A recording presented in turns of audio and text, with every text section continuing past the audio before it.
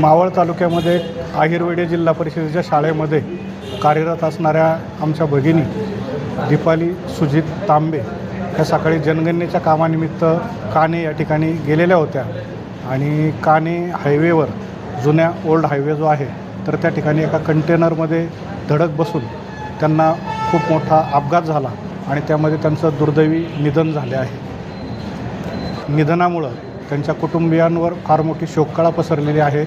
आम्ही सर्व शिक्षक बंधू भगिनी त्यांच्या दुःखामध्ये निश्चितपणे सहभागी आहोत, परंतु जनगणनेच्या कामानिमित्त त्या बाहेर पडलेल्या होत्या। अगदी सुट्टीच्या कालावधीमध्ये देखील गेली 15 दिवस आमचं जनगणनेचं काम चालू आहे। ह्या भगिनी देखील त्याच निमित्ताने बाहेर पडलेल्या होत्या, तर शासनाने याची जरूर दखल घ्यावी आणि योग्य ती मदत त्या ठिकाणी द्यावी अशी शिक्षक संघटनांच्या वतीने आमची या निमित्ताने मागणी असेल।